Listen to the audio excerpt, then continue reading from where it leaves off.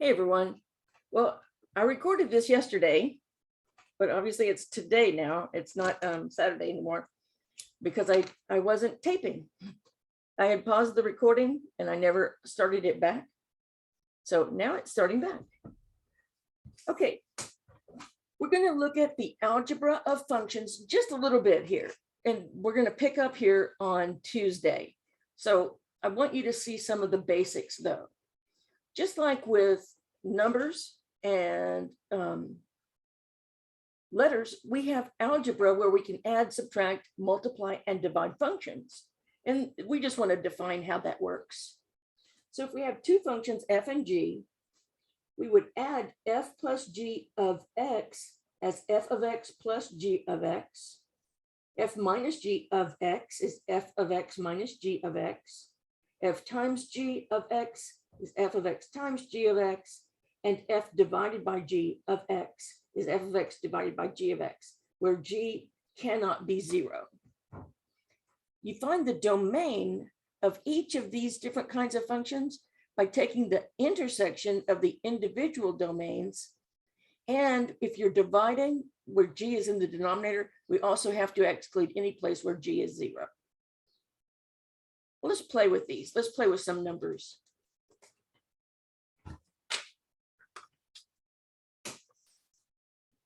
So here we have three functions. M of x is 4x plus 1.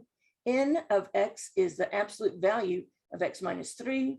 And P of x is 1 over x plus 1.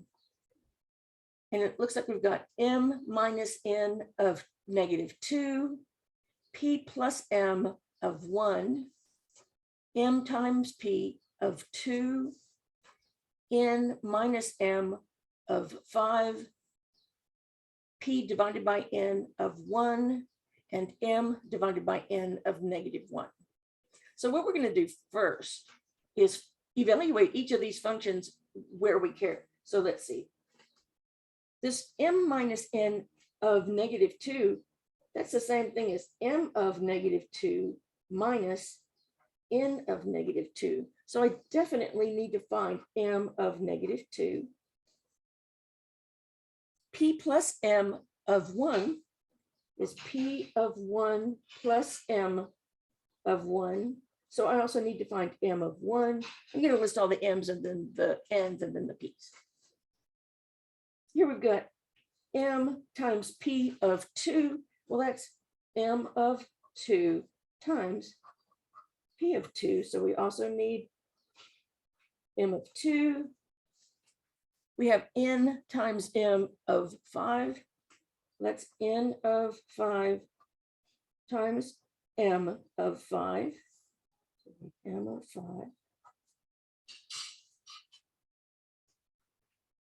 We have P divided by N of 1. That's P evaluated at 1 divided by N evaluated at 1.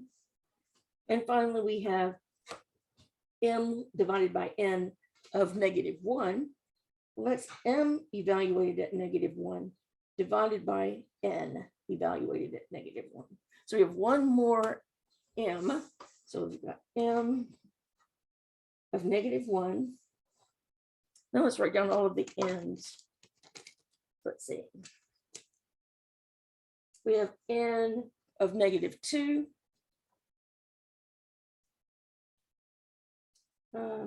N of 5. N of 1. I think there's one more. Yes, N of negative 1. And finally, let's write down all of the P's. So let's see, we've got P of 1, P of 2, another P of 1, so we don't need to do that one again. And that's it. Okay, groovy. Let's go ahead and evaluate these three functions at the values we care about. So M of x is 4x plus 1. That means I'm going to substitute in negative 2 instead of x, 1 instead of x, 2 instead of x, and 5 and negative 1 instead of x. So let's see. That gives us 4 times -2 plus 1, -8 plus 1, -7, good. 4 times 1 plus 1, 4 plus 1 is 5. 4 times 2 plus 1, 8, 9. 4 times 5 plus 1, let's see, 4 times 5 is 20, plus 1 is 21. And 4 times -1 plus 1, 4 times -1 is -4, plus 1 is -3. Okay, that wasn't so bad. The formula for n is the absolute value of x minus 3. So let's see, if we plug in -2 for x, we'll have the absolute value of -2 minus 3. Well, that's the absolute value of -5, and that's 5. Here we've got the absolute value. We're going to plug in 5, so we've got 5 minus 3. That's the absolute value of 2, and that's 2. Here we've got the absolute value of 1 minus 3. That's the absolute value of -2, and that's 2. Remember, absolute value is the distance of the number to the origin. So the distance from on the x-axis of -2 to the origin is 2 units. Okay, and now we've got -1 minus 3. That's the absolute value of -4, and that's 4. We just have a few more to do. Groovy. P is 1 over x plus 1. So for P of 1, I have 1 over 1 plus 1. Well, that's 1/2. Well, that wasn't too bad. For P of 2, I have 1 over 2 plus 1. So that's just 1/3. Oh, okay, cool. So we've got all of our individual values. We're just going to go through and plug them all in.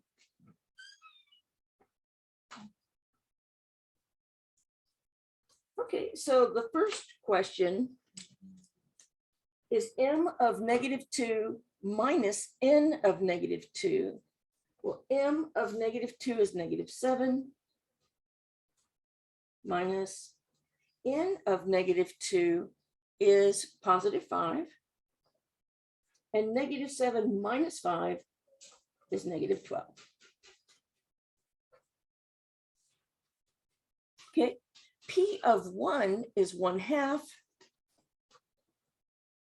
M of 1 is 5. And I'm going to write 5 as 5 over 1, because I know I need to add it to 1/2. So I'm going to multiply 2 over 2 times 5 over 1. That gives me 1/2 plus 10 halves, and that's 11 halves. 10 plus 1 is 11. Groovy. Now let's see. M of 2 times P of 2. Well, M of 2 is 9. P of 2 is 1/3. So I can think of this 9 as 9 over 1 and multiply across. That gives me 9 over 3. Because remember, we multiply fractions, numerators multiplied together, denominators multiplied together, and then we can reduce. We get 3 over 1, which is the same as 3. Now we have n of 5 times m of 5. N of 5 is 2. M of 5 is 21. And 21 times 2 is 42.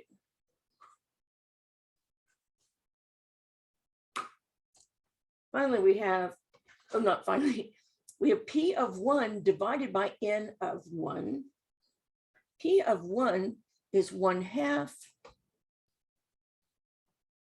N of 1 is 2.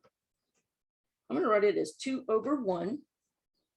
And I'm going to convert this so that it looks like a fraction. So let's see. One more color. Here we go. the first fraction is going right here. So we have 1/2. The fraction bar itself, I'm going to change to a division symbol. And then finally, I have the second fraction, which is 2/1. And do you see that I have not flipped or done anything to the fractions? I've just rewritten them. Now, keep, change, flip. So we have 1/2 times 1/2, 2/1. The reciprocal of 2/1 is 1/2. 1 times 1 is 1. 2 times 2 is 4. Cool. Now we have m of -1. Let's see, m of -1 is -3. N of -1 is 4. And we can't do anything with that. That's just -3/4. But that reminds me of something that we've talked about, but it begs repeating. If I have a fraction that is negative, I have -a/b. I can put that negative sign anywhere I want and not change the fraction. I can put it in the numerator, I can stick it out front, or I can move it into the denominator. These are all the same. That's really kind of helpful to know. So in other words, this -3 divided by 4 is the same as -3/4. Awesome.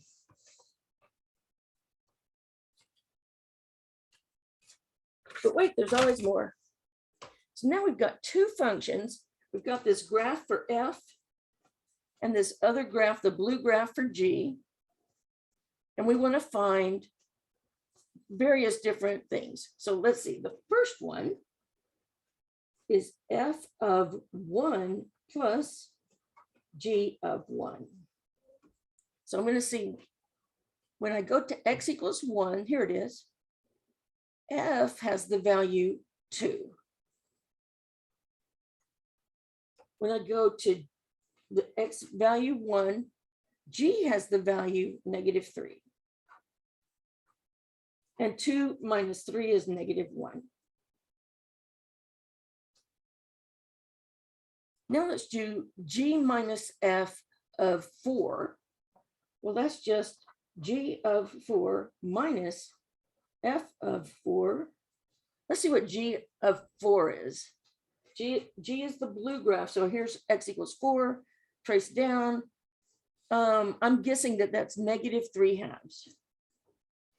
So -3/2 is g of 4.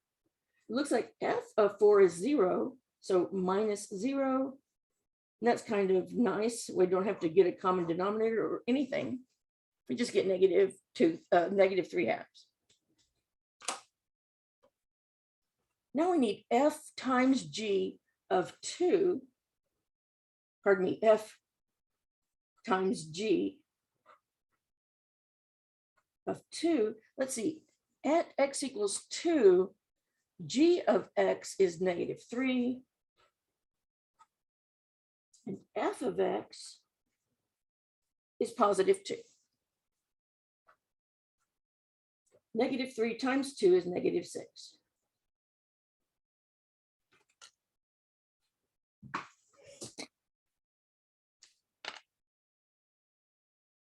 F times g of 3, that's f of 3 times g of 3. F of 3 is 1. G of 3 is -3. And 1 times -3 is just -3.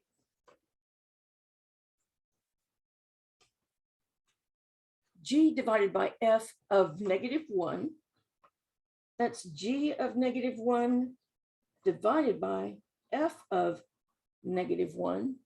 Let's see. Here's x equals -1. F at -1 equals 3. G at -1 equals, it looks like we're exactly middle between -3 and -4, so 7/2.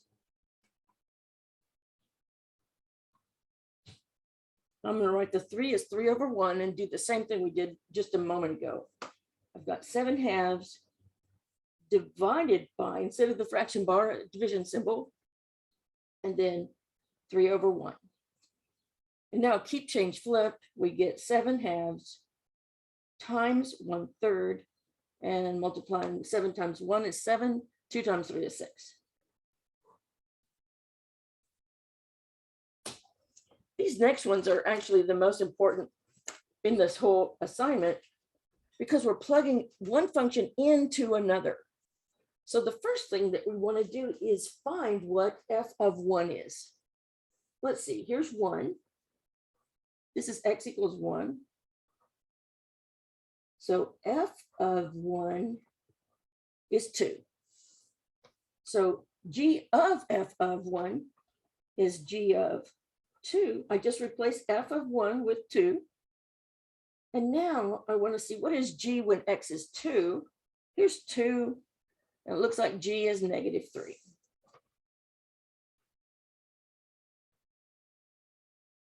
The next one we have, it's also 2 steps. We want to find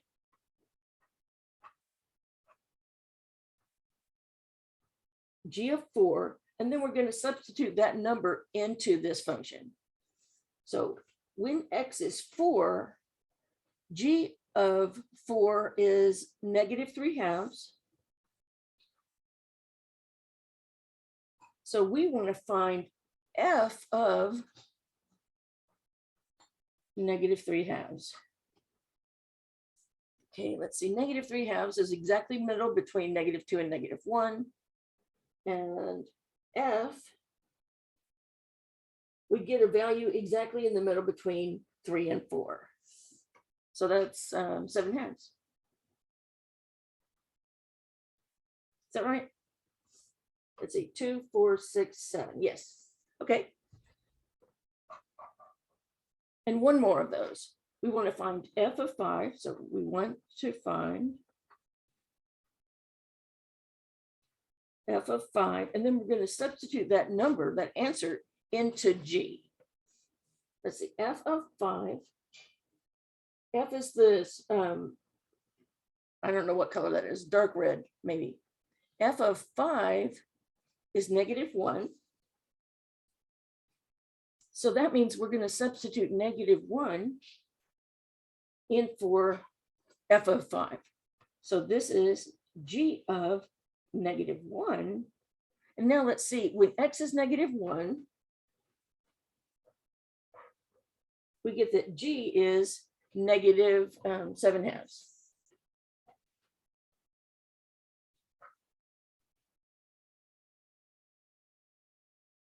Groovy. We're going to do a whole lot more of those, but I'm going to wait until we're in class.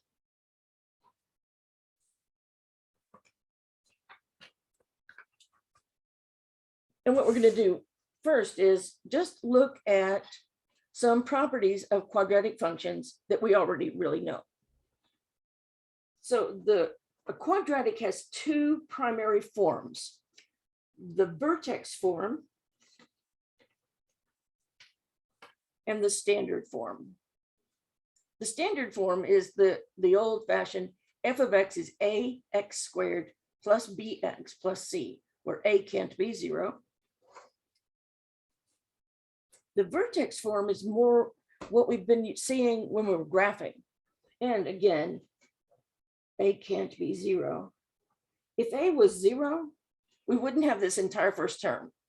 And f of x equals k, which is just some number, that's a constant. Remember, that was flat. So in order for this thing to be a quadratic function, a has to be non-zero. Well, let's notice something. If I'm chasing down how this thing moves just by transformations, the first thing I do is go left h units.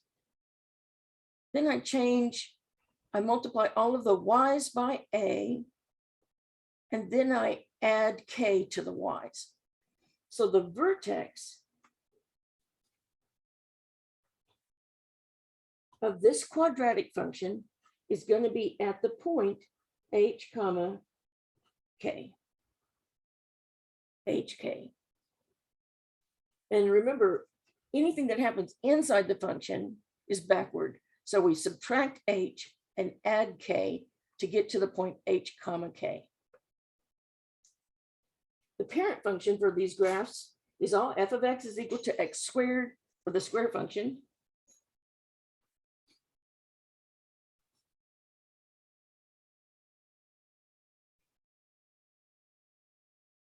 The point h comma k is the place where the graph changes direction, ceases going down and starts going back up, or ceases going up and starts going back down. Because quadratics can look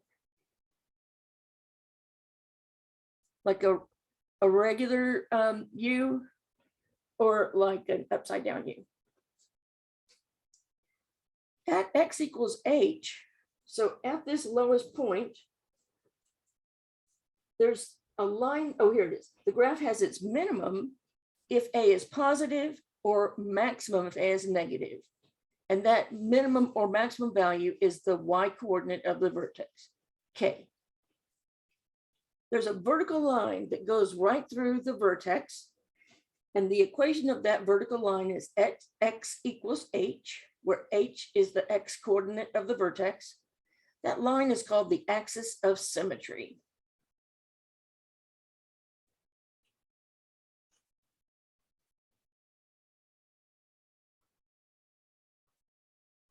Okay, let's do an example together. We want to find the vertex and the x and y intercepts. So to find the vertex,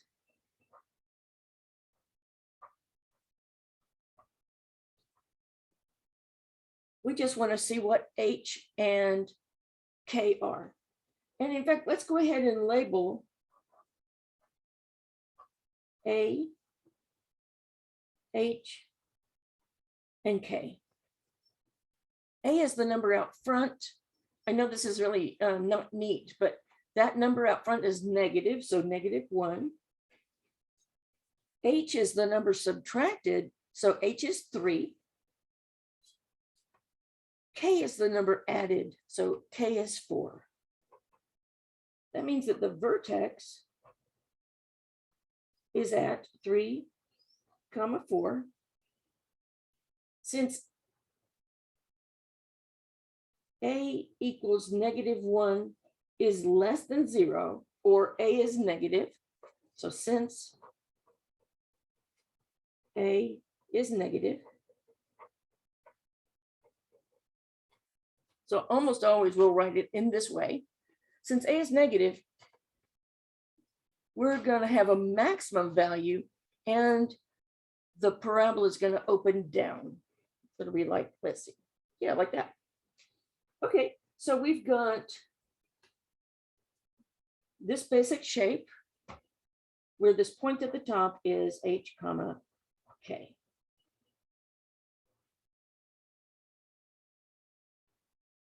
So the max is equal to 4, the y coordinate of the vertex, the axis of symmetry.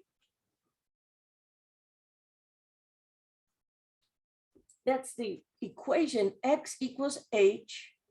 But what did we say h was? Oh, 3. Is x equals 3, a vertical line.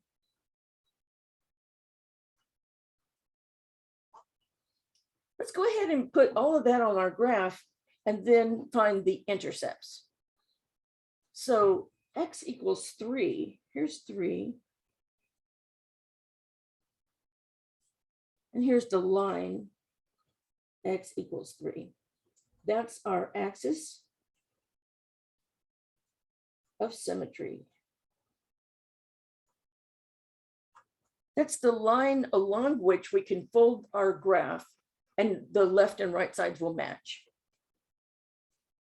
We also have knowledge that the point 3, 4 is the vertex, and it's also the place where the max occurs. So 3, 4 is the vertex. Awesome. Let's find the intercepts. To find the x-intercepts, sometimes there's more than one. So I put parentheses around the s. We set f of x equal to 0 and solve for x. To solve for x with a quadratic, we can either factor it or we can use the quadratic formula.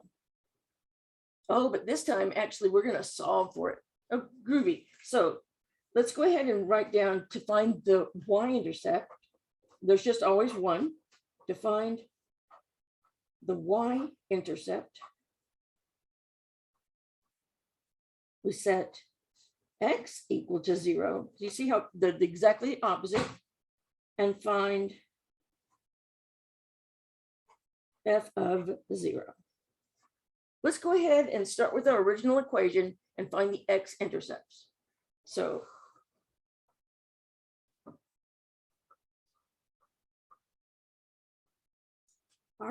our function was f of x equals negative x minus 3 squared plus 4. It says to find the x-intercepts, we set f of x equal to 0 and solve for x. So I want to set this whole thing equal to 0, and I want to find x. It looks like a good first thing to do would be to subtract 4 from both sides. That gives us negative times x minus 3 quantity squared equals negative 4. How can we get rid of these negatives? We've got one on both sides. What could we multiply or divide by? Awesome. Yes. I'm just going to think of it as multiplying by negative 1 so that we get positive x minus 3 quantity squared equals positive 4. Now we want to solve for x, but x is inside of something that is squared. So the opposite of squaring is square root. We want to take the square root of both sides of this equation.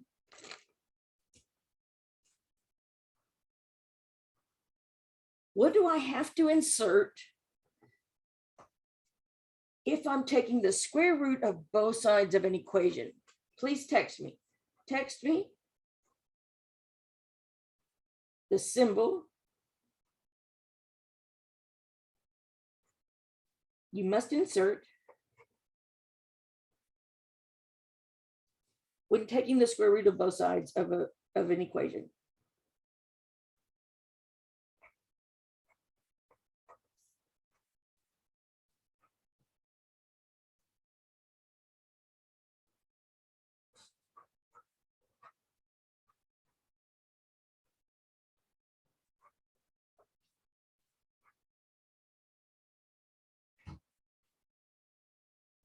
Okay, so I'm going to give you a few moments. I'm hitting the bottle still. If you need more time, go ahead and pause the video. But I want you to send me the symbol you have to insert whenever you take the square root of both sides of an equation. It's super important, and I really want every single student to know this. Excellent. We have to insert a plus or minus sign. Plus or minus. Plus or minus sign. That's not how you spell minus. Minus sign. Okay, that's kind of weird looking, but we're just going to go with it. The square of a square, this The square root of a square is just what's ever underneath. So we just get x minus 3 on the left. The square root of 4 is just 2. And I have to put my plus or minus sign in. Now to get x alone, I need to add 3 to both sides. So I get x is equal to 3 plus or minus 2. 3 plus or minus 2. And the way that we read this is with the plus sign, we would say x is equal to 3 plus 2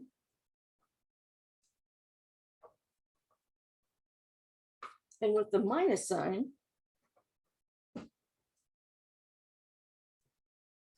we would say that x is equal to 3 minus 2. Well, let's see, 3 plus 2 is 5. 3 minus 2 is 1. If we only knew the y value, we'd have a point, but we do know the y. We let f of x or y be 0. That's why these are intercepts. So we have the point 5, 0 and the point 1, 0. These are the x-intercepts. To find the y-intercept,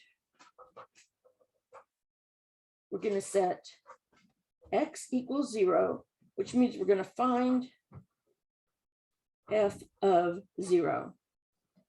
Well, our original function was negative x minus 3 squared plus 4. So f of 0 is negative 0 minus 3 quantity squared plus 4. 0 minus 3 is just negative 3. Negative 3 squared is positive 9, but that negative in the front stays in the front. We still have plus 4, and now negative 9 plus 4 is negative 5. So we get that f of 0 is negative 5. Well, here we let x be 0. So this is the point 0, comma, negative 5. So the y-intercept is 0, negative 5. The x-intercepts are 1, 0, and 5, 0. Let's put those points on our graph. So we've got the vertex 5, 0, 1, 0, and 0, negative 5 give us all the points we need because we know what our parent function looks like. This is the graph of f of x equals negative x minus 3 squared plus 4.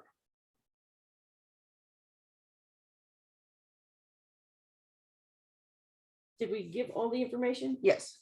Okay, groovy.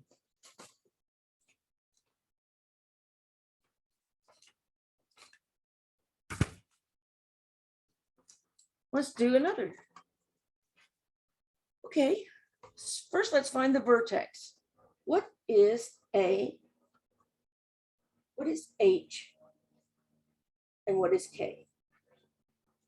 Remember, A is the number out front, H is the number subtracted, and K is the number added to the whole thing. I want you to text me the values of A, H, and K. So I'll give you a few minutes. Text me the values of A, H, and K.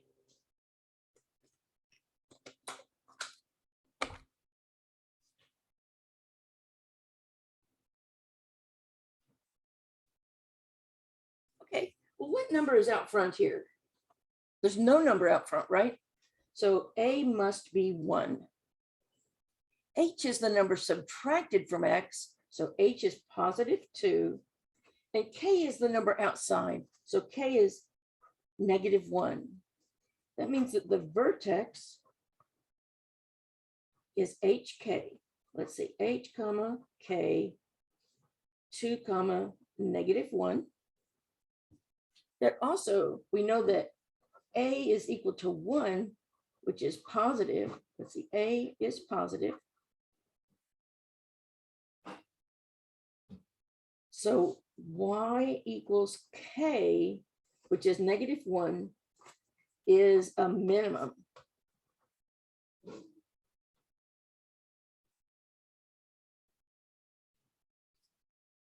And that means that the parabola opens up.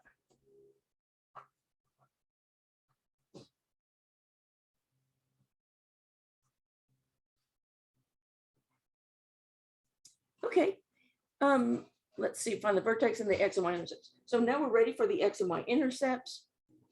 To find the X intercepts, we're going to set, this is G of X, we're going to set G of X equals 0 and solve for X.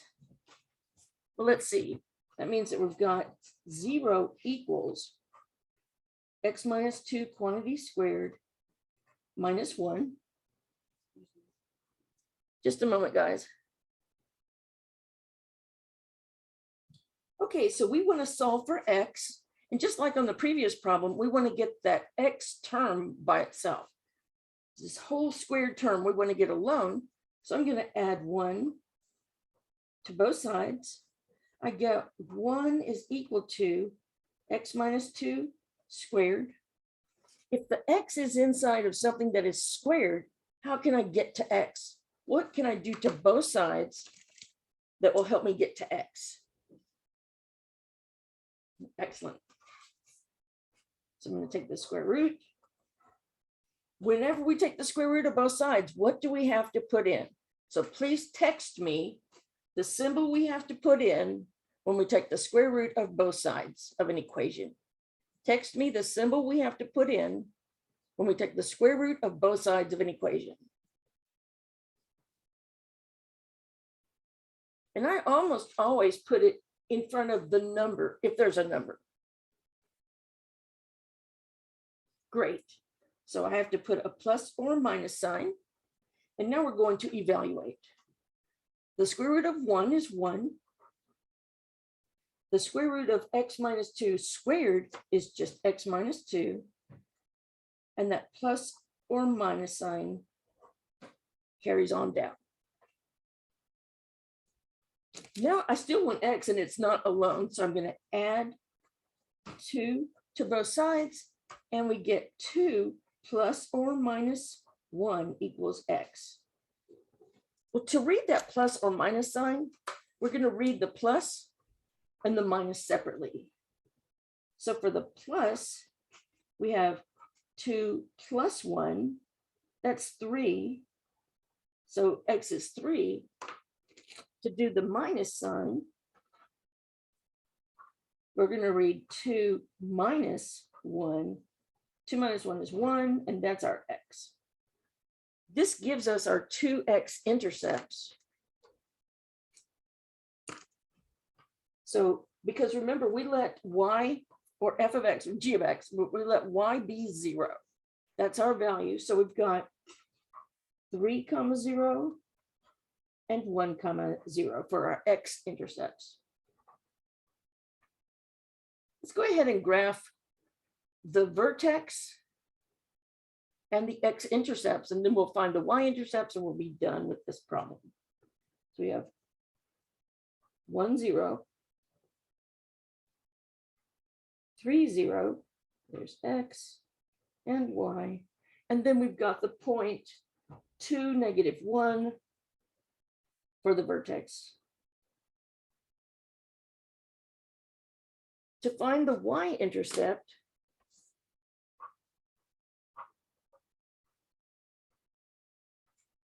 we're going to set X equal to 0, which means we're going to find G of 0. Well, let's see. The formula for G of X is the quantity X minus 2 squared minus 1. So, okay, let's see.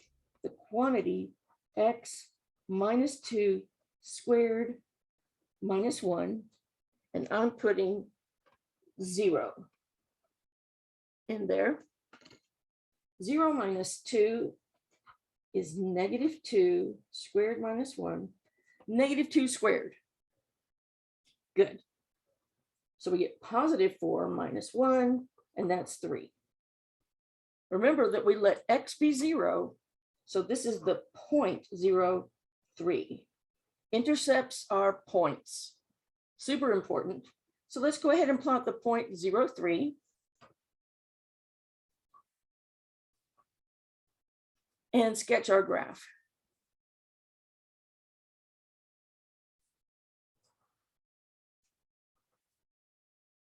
So the graph of g of x is equal to x minus 2,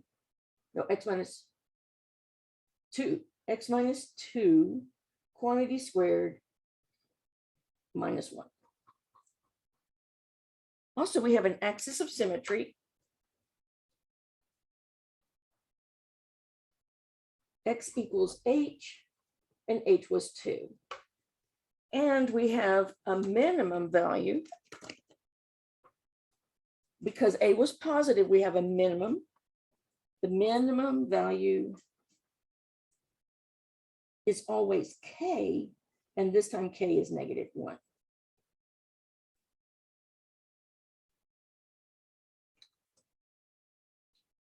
Awesome. Oh, we're doing so well. And we're almost done. I know you're tired.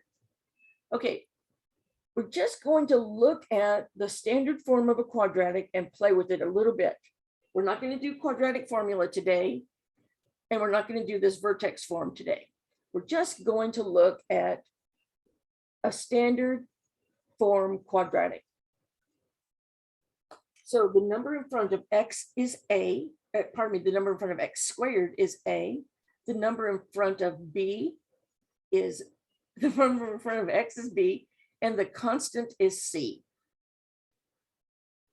Okay. So for this function, f of x equals x squared minus 2x minus 3. What is a? What is b? And what is c? Text me the values of a, b, and c. And remember, a is the coefficient or the number in front of x squared. B is the coefficient of x or the number in front of x, and c is the constant. So what are those values for this function? Go ahead and text those to me, and I'll wait a moment.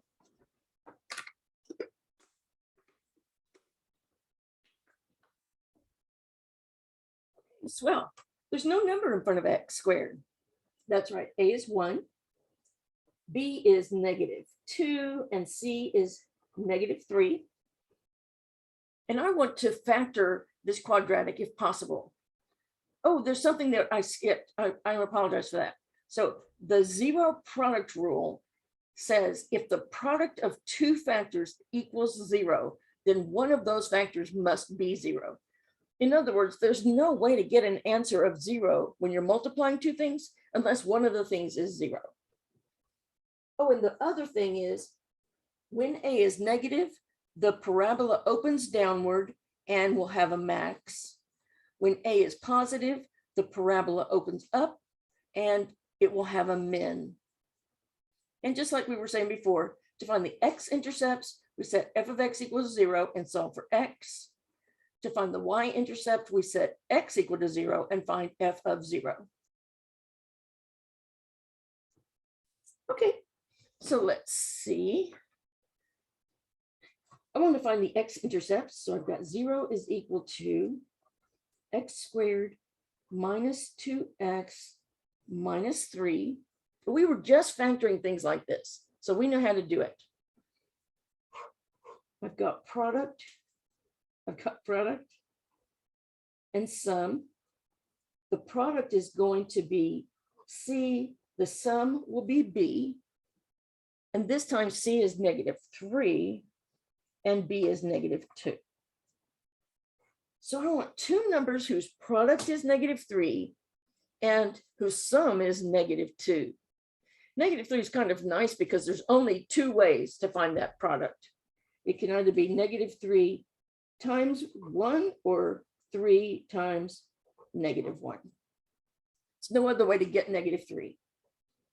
Well, let's see. -3 plus 1 is -2. That's the one we want. And 3 plus -1 is +2. So we're going to use the numbers -3 and +1.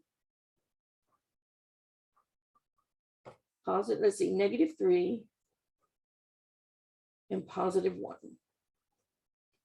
And now we're going to use the zero product rule right here. The product of two things equals 0. That means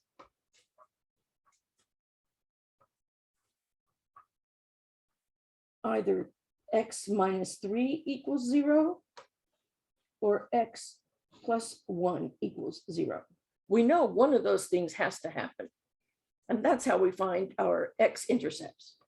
So I can solve for x by adding 3 to both sides of the first equation. We get x equals 3.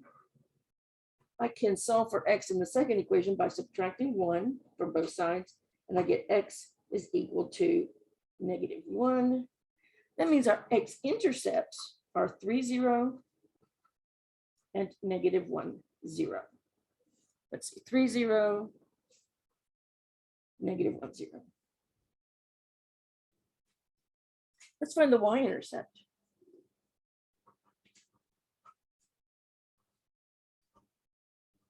That means we want to set x equal to 0. So find, is it f this time? Yes, find f of 0. Well, this time it's kind of nice.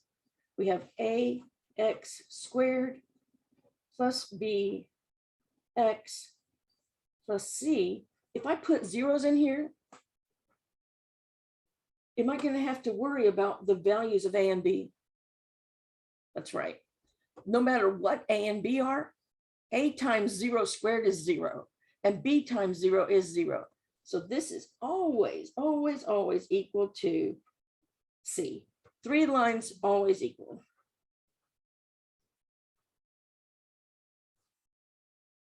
So that means that our y-intercept is just going to be 0, -3.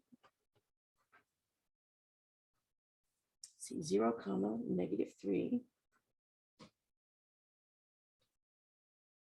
And this time, to find about where the vertex is, I can see that, let's see, 1, 2, 3, 4. There are 4 spaces between the x-intercepts. That means that the middle is at 1. So let's find f of 1.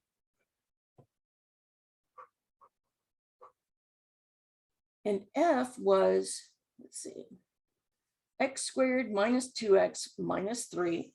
So 1 squared minus 2 times 1 minus 3. 1 squared is 1.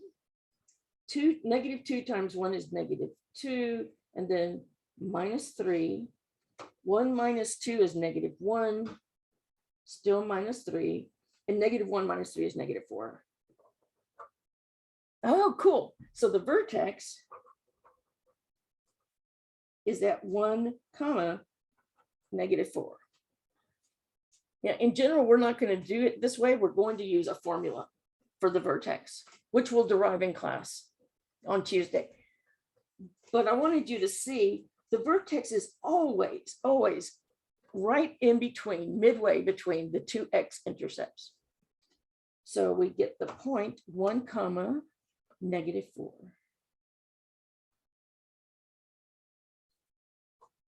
And that makes it easy to sketch the graph of f of x equals x squared minus 2x minus 3. The axis of symmetry always goes right through the vertex and has the equation x equals h. That means that h must be, let's see, must be 1. And the minimum is always k, and k is -4.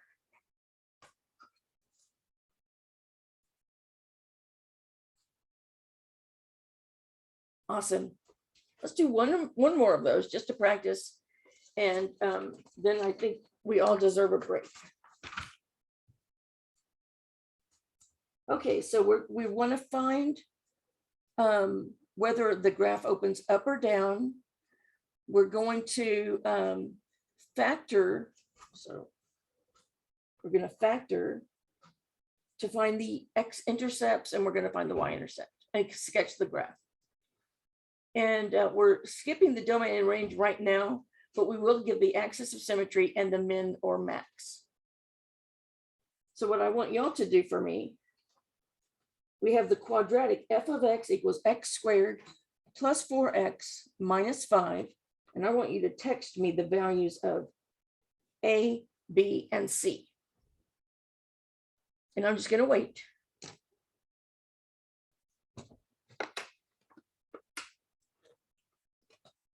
La, la, la, la, la, la. Don't hit me. Okay. So what is A? Remember, A is the coefficient of x squared, or the number in front of x squared, but there's no number written there. So A has to be 1. B is the coefficient of x, or the number in front of x, so B is 4. And C is the constant. This time it looks like, oh, that's useless. Looks like C is going to be -5.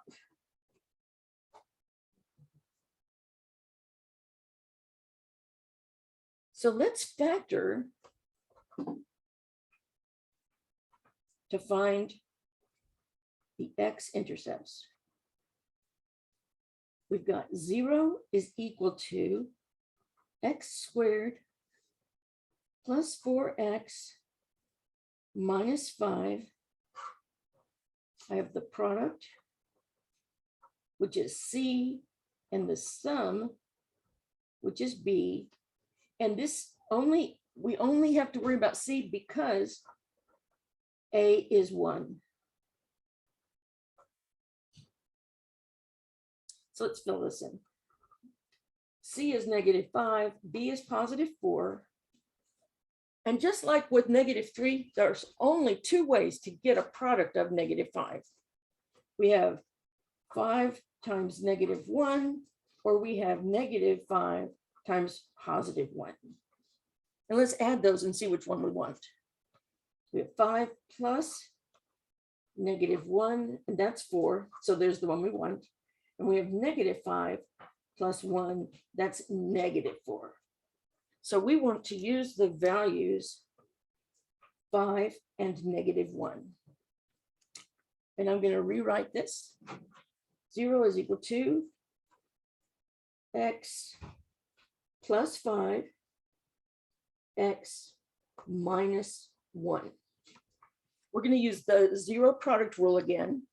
If 2 things have a product of 0, then one of them has to be 0. That means x plus 5 has to be 0, or x minus 1 has to be 0. And now we solve these 2 little equations.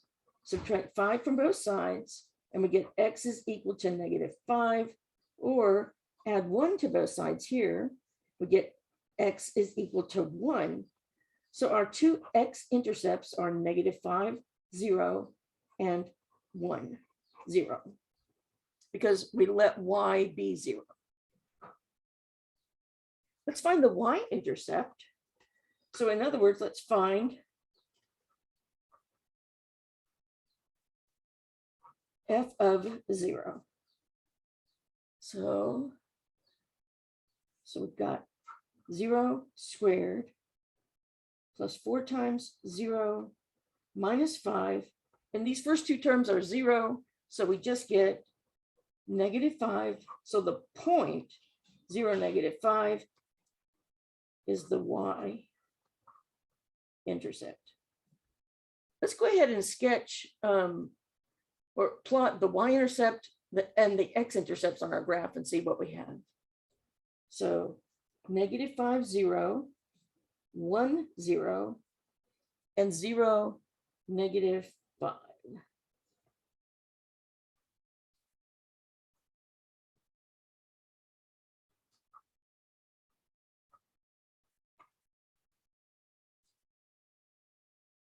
Let's do the same thing we did last time. Let's see if there's a nice value for x that is exactly smack dab in the middle between our two x-intercepts. I think there will be. So let's see. Moving one more. Let's see. 1, 2, 3, 4, 5, 6. Oh, yes, yes. So moving one more, moving one more. So x equals -2. That means h is going to be -2. Let's plug the value -2 into our function to find k. So k is equal to f evaluated at h. Okay, well, h is -2. So the value of f evaluated at -2, and that means something squared plus 4 times something minus 5, where the something is -2. Oh, cool. -2 times itself is +4. 4 times -2 is -8, and then we're subtracting 5. 4 minus 8 is -4. Minus 5, we get -9. So let's see. It's 5, 6, 6, 7, 8, 9. So -2, comma, -9 is our vertex.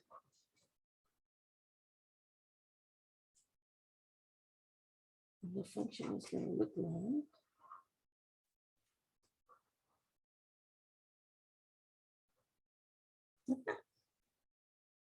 This is the graph of f of x equals x squared plus 4x minus 5.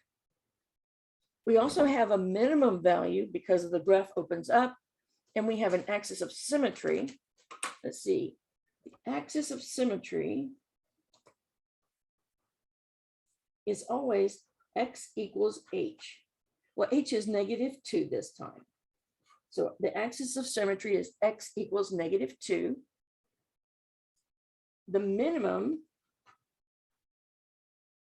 is the y coordinate of the vertex, or k, and k is -9. And we knew that there had to be a minimum since a equals 1, which was positive. There has to be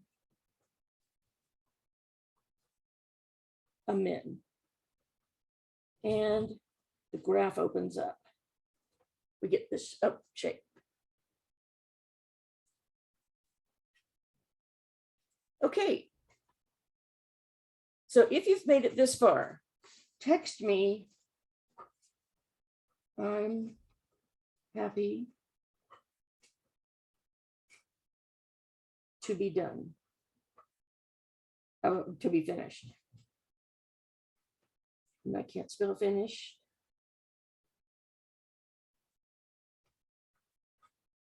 So text me those words. I'm happy to be finished, and spell finished correctly, please. And you'll get extra points for this, this horrible long lecture. Okay, great. Well, have a wonderful day, and I'll see you on Tuesday. Bye.